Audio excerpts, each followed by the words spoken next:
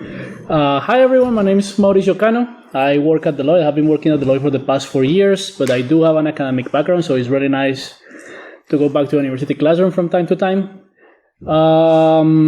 In general terms, what I'm going to discuss is a little bit about pipelines, or probably if you work in any software product or if you have worked in any software engineering project, you probably have already heard about things like GitHub Actions, Azure DevOps, Jenkins, even Bash sometimes, because you can just automate and program kind of things. But there's always security considerations in everything that software-related project or work. And I'm going to be discussing a little bit about how you can exploit or what the kind of considerations you need to take into this. So first of all, what is a pipeline? It's pretty intuitive. So pipelines is through where the water goes in one direction.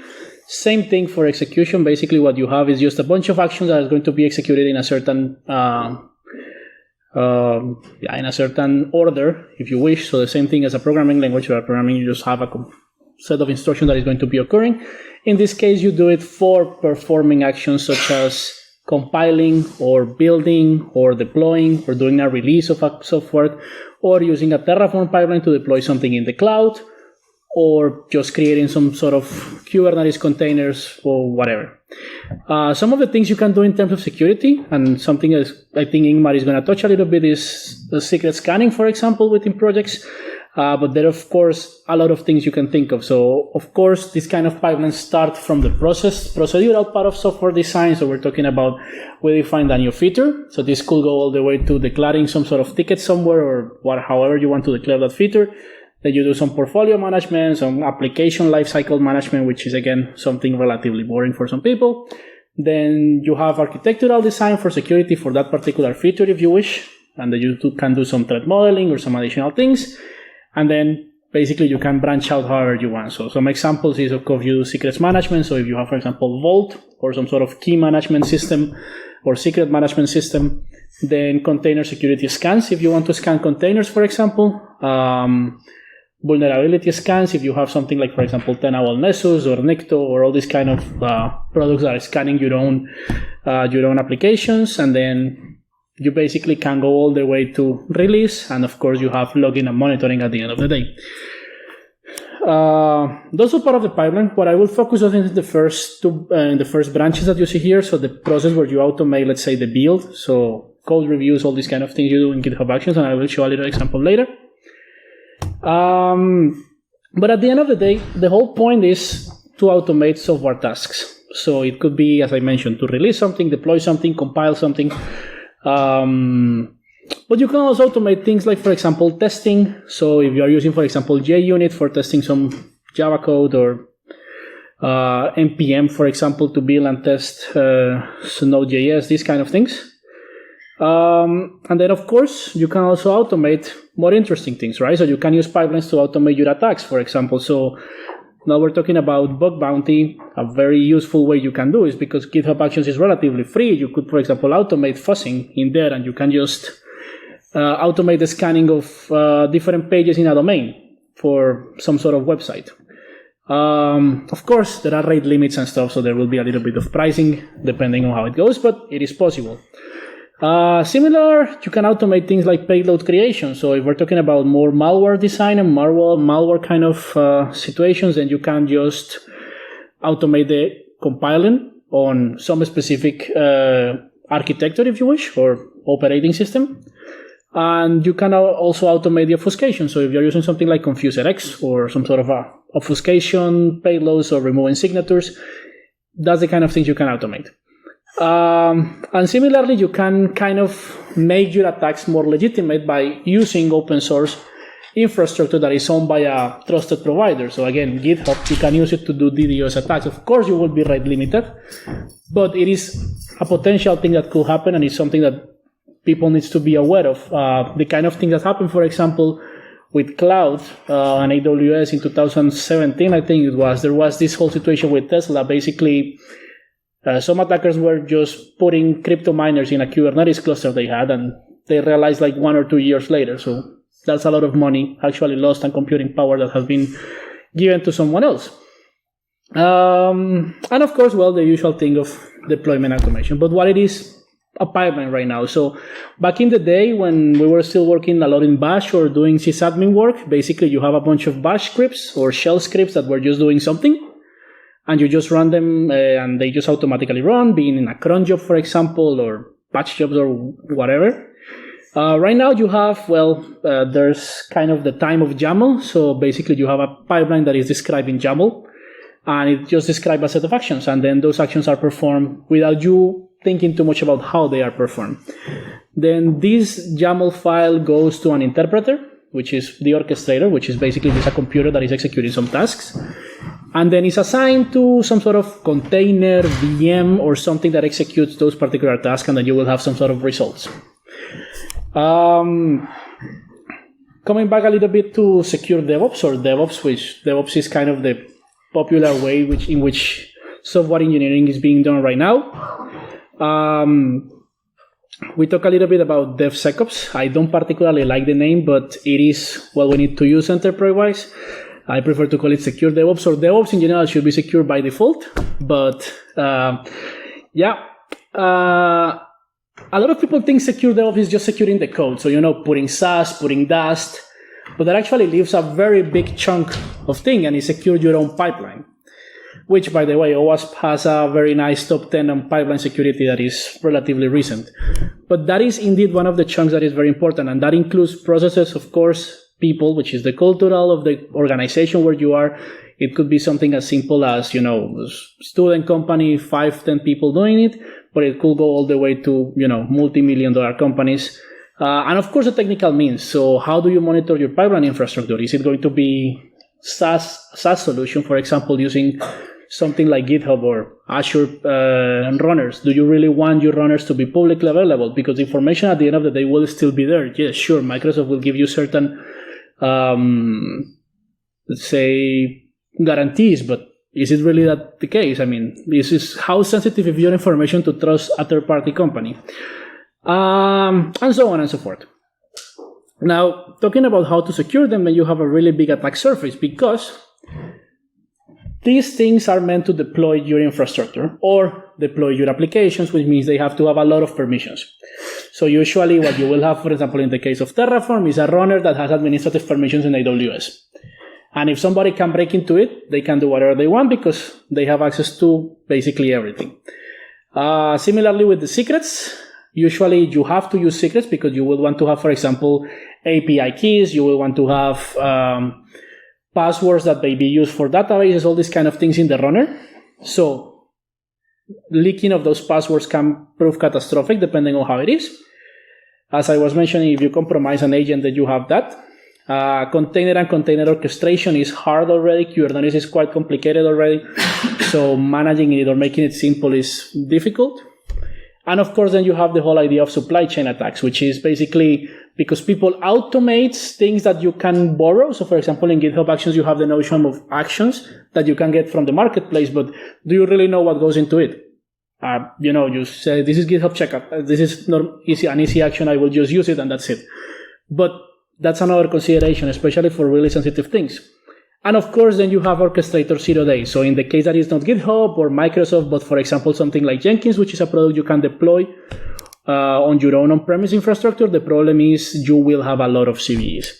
And what we see, for example, in red teams a lot of the time is that every single version of Jenkins can be backdoored and you can become an administrator, which means that basically you have access to all the code in Jenkins, and that's usually a very big way of going in. So for example, this is an example of news from 2022. So there's 29 plugins are not patched, and they have undisclosed CVEs, which could potentially lead to compromise or RCEs or you name it. Now I'm going to discuss a little bit about each orchestrator. Again, not too much into this, and then we'll go a little bit on GitHub Actions in particular. Something in Jenkins to consider is, of course, developer credentials. So because Jenkins is on premises, a lot of people is very lax with the kind of permissions they get. So if you compromise developer credentials and you can get into the network by, let's say, compromise MFAs into something like a VPN, then that might be an issue. Then you have ghost jobs on agents and runners. So there are ways to create jobs that are not detected at all or not even appear in the graphic user interface, which means that nobody sees them, so you can do whatever you want. Again, access tokens, because now everything works with JWT, and basically everything is SSO, OpenID Connect for session management, authentication, and authorization. Then forging tokens or stealing tokens is kind of a giveaway to get free access to everything you want for a while. And persistence, if we're talking about in terms of how you follow an attack, is usually going to probably happen using tokens. And of course, dumping secrets, which I am pretty sure Ingmar will probably talk a little bit more about. You have a lot of secrets in code, in pipelines, secrets in the different layers of GitHubs, because even if, for example, if you have a secret and you realize you had it and you delete it, this secret is still in GitHub or still in Git. You can still extract it because Git keeps a history of the whole thing. So there are tools that actually do that for you, like, for example, Trufflehawk, which is an open source one. And of course, run jobs and commands that can affect the runners or the agents. Register your own runners, for example. So if you can register one of your computers as a runner, then all the code will pass through your computer and you can use it for whatever you want. Azure DevOps, another very familiar one for those who work with Microsoft, and that's basically every big company. Again, Azure DevOps connects very well with Azure. It connects very well with the private endpoints, for example, those kind of things. But once again, compromised developer credentials or compromised Azure AD tokens, for example, which you can extract for hybrid devices, can let you and help you to go well, to actually get somewhere. Argument injection is very nice that a lot of runners let you basically put a lot of code, even in variables, but that code is still going to be running some sort of bash or PowerShell. Lateral movement in repos, so you can just basically fork a repo, for example, if you have certain level of access that lets you steal it to some extent. Either fork, cloning. I will show something with pull request, which is pretty fun in GitHub. Again, private runners are often going to be living in the main corporate network, so if they have private runners, and you manage to compromise one, there's a very big likelihood that you will actually manage to essentially get a foothold inside the network, which lets you to pivoting within AD, depending on the type of networking and separation they have. So that's something important to consider. And of course, the whole issues with shared infrastructure. So if you have shared accounts or if you have shared subscriptions, all these kind of things, you can just extract data from whatever you want. By the way, if there's any questions, just interrupt me. I know that I speak very fast. I'll probably even finish the talk a little bit earlier than usual. But yeah, if there's any questions or anything, just feel free to interrupt me. GitHub Actions. GitHub, we all probably have used GitHub for something, be it school projects, university projects, even our own personal projects. And of course, something that is very important here is that if you use Actions for your marketplace, you need to be sure what you're running, because otherwise you can be basically letting other people do things for you. Branch protection rules are very important. So, for example, branch naming conventions on GitHub. And the reason why this is important is because, for example, when you have AWS environments and Google Cloud environments, what is very common right now is to establish an OpenID Connect trust between AWS and GitHub. So you have some sort of string that is telling you, okay, if you come from this particular branch, often case is master or main, then you will basically be able to commit code or to deploy code only to that specific branch because the authentication is single sign-on. So you will not need a token. But if you misconfigure that particular trust relation in the AWS account, then it will be possible for misnamed branches that anybody can do, for example, via pull request or via fork, to actually bypass the SSO. So yes, SSO helps a lot because it kind of makes things tokenless. But if you do it wrong, then there is going to be issues, because then everybody can basically do as they want with your AWS infrastructure, for example. Misconfigure GitHub token. So there are what I like to call limits in automation. So there's people who want to automate everything, including merging and approving pull requests. But in GitHub in particular, there is a specific type of token, which is called the GitHub token, which is assigned automatically when you create an account and a repo, you can configure it so that it's automatically inserted or deployed in the runner. The token is only valid for the time the runner leaves, so that's fine. But if you compromise the runner, then you can do things like, for example, merge and approve PR. So if you approve this and you use it in a certain way, you can automatically approve your own PR, which is what you don't really want. And again, as usual, a script injection. One of the main issues with GitHub Actions and in general runners is the fact that when you do a pull request, you will still run the code. So for example, if somebody has access to your repo as an organization to do pull requests or is part of the team, they will still be running code, which will have access to secrets, which will have access to different kind of things. And then you have things like, for example, cache poisoning. So GitHub Actions use cache for certain artifacts and whatnot. So if you poison that cache, then you will be doing bad things with whatever is in the cache. And then fork execution. So if you fork a repo, I will show a little bit of that in the demo. Then you can actually, potentially, if the repo is misconfigured, you can actually execute code just from a pull request from a fork without getting any kind of authorization, which is not exactly what you want. Yes? Hasn't that been fixed since the use of miners in pipelines to actually have the maintainer of the repo approve the running of the GitHub action? Yeah. I will show exactly what is happening there. But you still can do it something, because that's actually a theory that I didn't manage to prove before this, but I think if you have the GitHub token, you can still approve it. But I'm not sure. So that's a good one. But I'll show the approval process. I just have a quick question.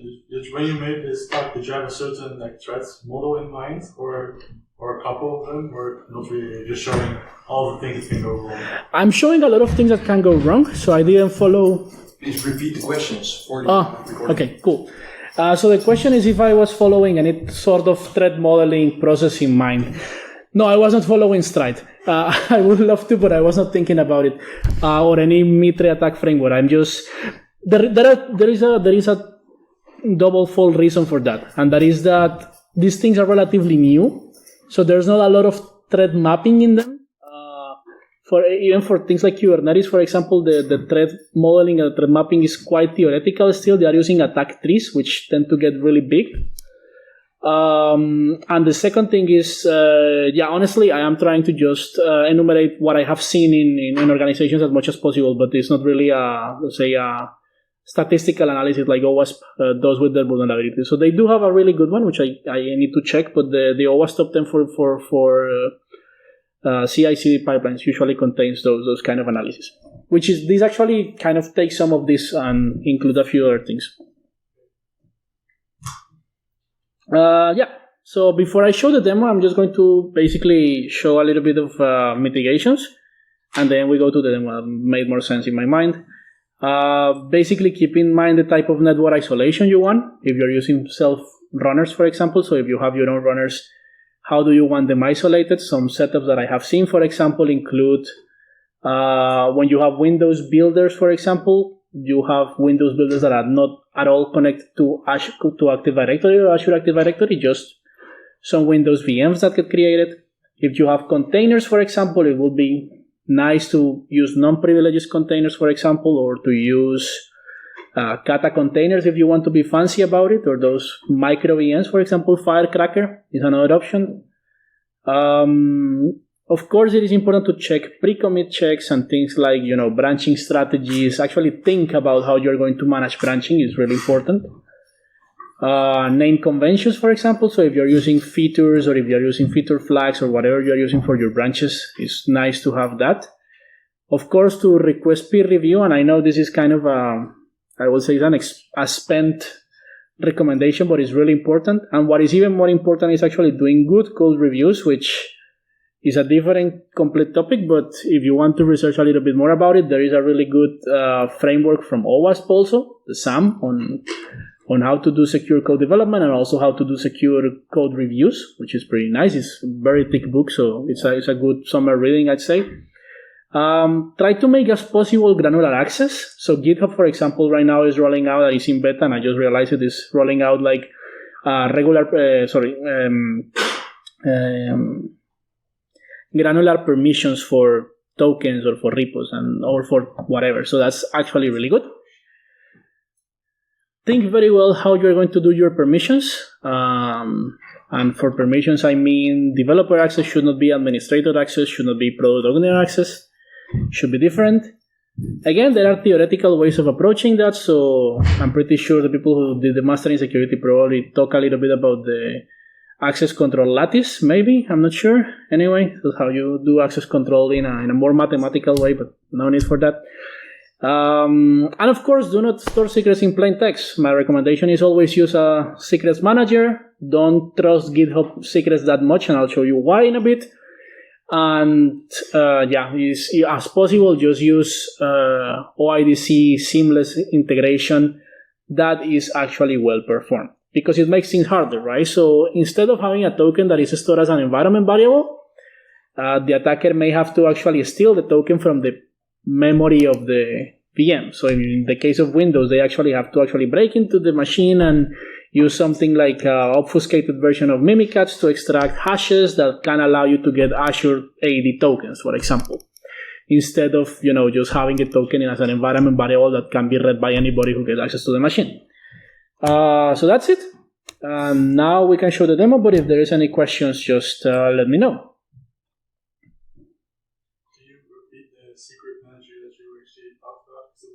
Oh yeah, I was talking about HashiCorp Vault, which is free-ish. But there are other ones, right? So in cloud you have KMS or Secret Manager from AWS. You have also Azure Key Vault, which stores kind of things. My recommendation is don't try to make your own key manager unless you want to deal with encryption keys and stuff and prove mathematically that they're correct. But yeah. So GitHub Actions, as I was mentioning, they basically just a YAML file. So the usual YAML file, you have statements, which are basically some sort of identification, then a colon, and then the name. So for example, this is the name of the GitHub Actions demo. Then the run name, you can just basically use whatever name you want, and there are some sort of variables you can use. These variables are extracted from the GitHub environment. Then you can define, for example, if you want to do it on push or on pull request, which is what I have here. And then you have the jobs, which is basically the actions you will perform. You can decide on what you want to run it. So you could put here, for example, if you have your own private...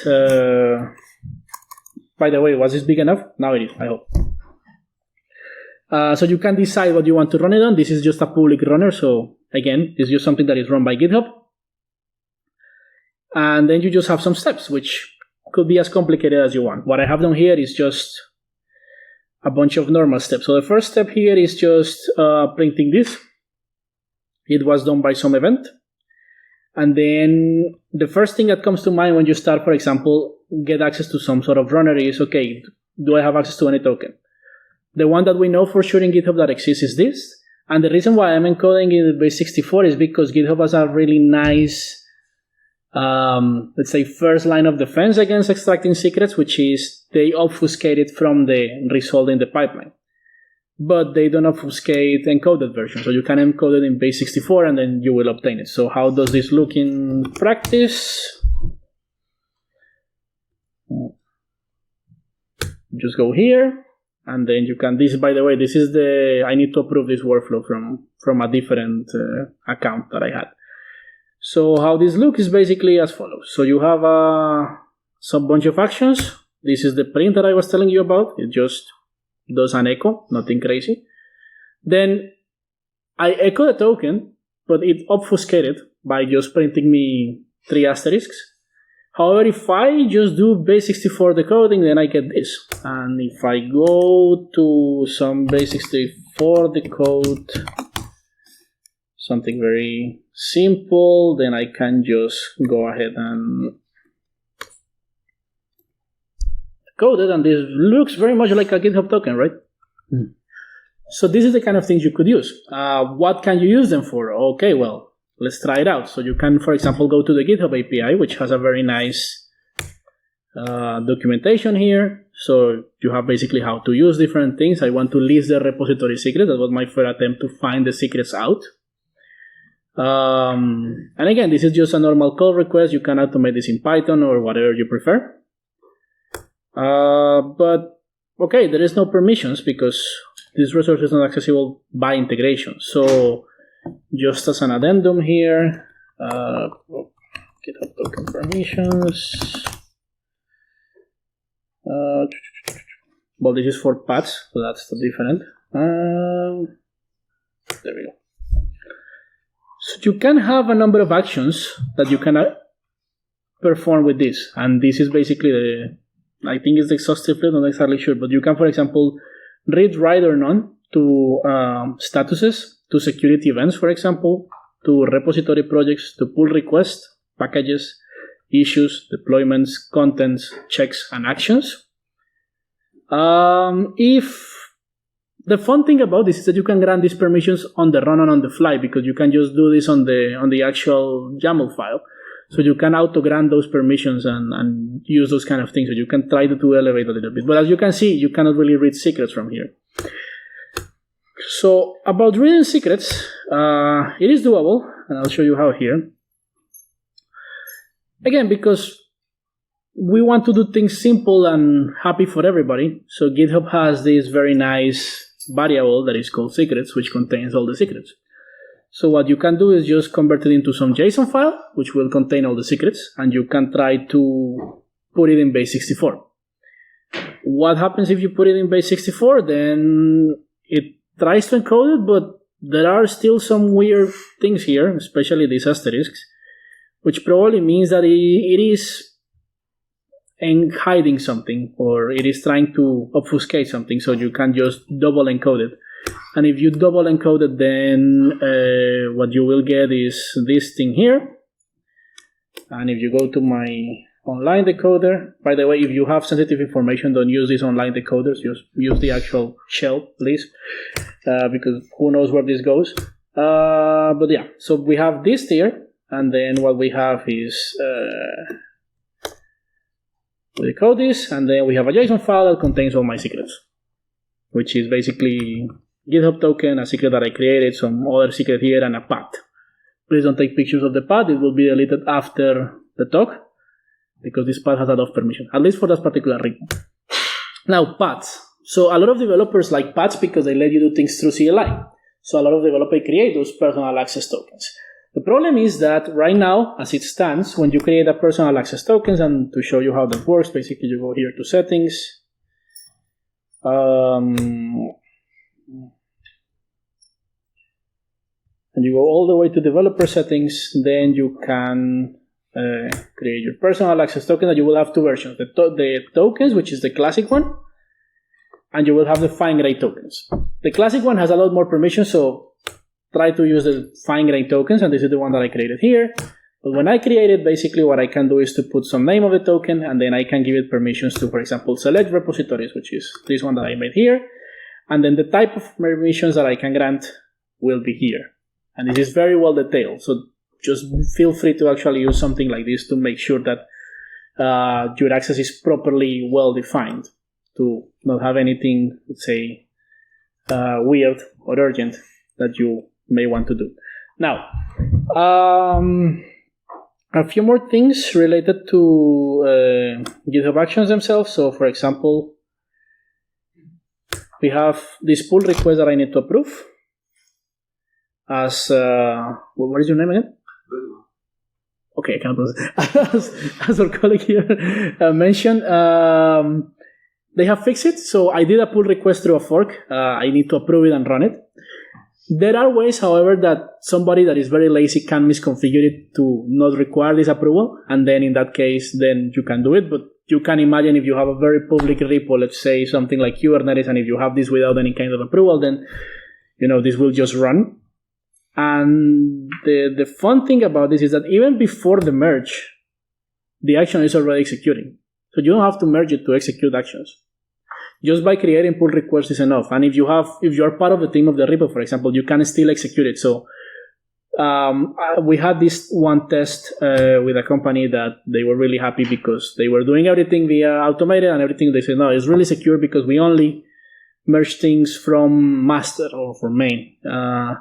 And then the point is, yeah, but we can actually run things from pull request. So we basically created a new branch, which didn't follow the naming conventions, and just run code there. And we basically obtain tokens and assume roles for the whole AWS organization, which ended up in a very nice finding and very sad developers' faces during the meeting when we showed them, because that's the usual thing. Some additional things that need to be considered here, maybe something that is important is when you go to security, there are, a few things you can do here, but the really important part when you create your repo, and this is also very nice, is that you can have your rules, or your rule sets for things. If you want to add a new rule set, you can add them, but this is for branch rule sets, so how do you want your branches to be? How do you want your tags to be? You can import that rule set. Apparently, I didn't know about that one. It's a new one. And for actions, of course, when you have here, for example, this is what I mean. Allow all actions and reusable workflows. Do you really want that?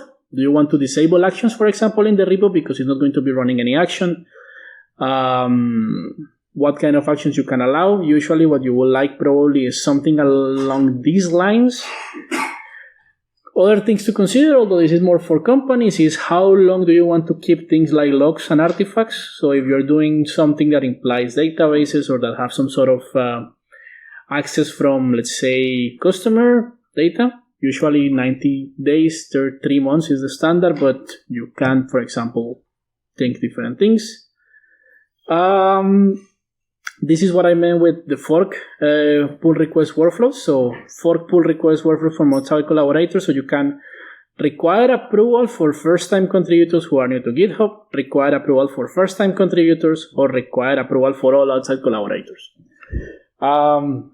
This one is tricky because this one is very tricky. Because if you enable this one, the naming led you to believe that if you have a really old account on GitHub, it will probably pass. And that's exactly the point. Actually, this is what I wanted to do, but I think I didn't save the option here. Anyway, do it. So if you do it like that, then probably you will have a bunch of issues there.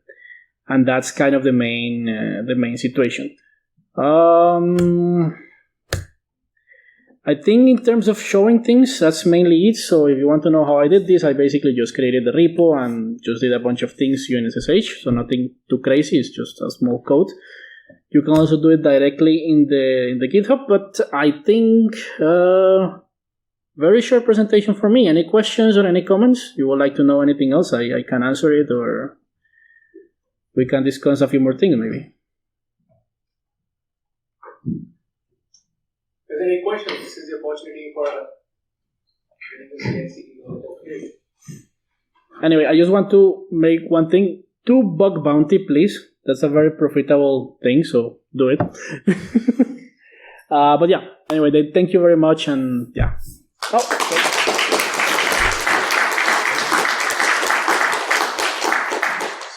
Yes? How real are the attacks using CI/CD? Like document. Well, it depends, right? So Repeat question. Oh yeah. So how often or how common are CI/CD attacks? I would say it depends. Like from a let's say typical pen test or red team kind of point of view, it happens quite a lot because you usually get some sort of leg up, which usually is developer access, for example, and then you move from there. In real life, the kind of attack you will expect is more supply chainy. So what happened with SolarWinds, for example, so somebody just find a token to actually get access to GitHub, and then you just pushes someone something malicious. But again, there is also the case of the Linux kernel where these security researchers, I don't remember which university, decided to push bad code and see what happened. And actually, it got caught up some time later. But yeah, so the point is that usually from a threat modeling perspective, the most considered actors are external, but there is actually quite a big chunk of actors that are internal. So there is internal employees or, employees who didn't like that they got fired or whatever. And then they still have access to keys. They still have access to the kingdom. So for example, certain companies just give to the infra people access to the vault because they manage it and they have basically access to all the secrets. it happens. It's sometimes practical and it's what it is in real life. But the question is, are there better ways to do it? For sure there are. But of course, there is always the kind of balance between what is practical, what is actually what we can do from a commercial standpoint, and how much money actually we can pay from a security perspective. So yeah, they are common, I think, from my opinion. I think they do become a little bit more of a kind of a fun exercise to do, especially when you're talking about red teaming, or we're just talking about, for example, the kind of things that the SOC, the Security Operations Center, will detect, because usually they don't detect these kind of things because they don't monitor these kind of things. So from that perspective of use cases and those cases, it's actually always fun to have them. But yeah, I haven't really heard any news or anything, let's say, that pops up to mind. But I think they will be coming eventually. And again, SolarWinds was already just one example of the kind of things you can do by compromising code. But it just comes. Okay. Then thank you very much. That's it.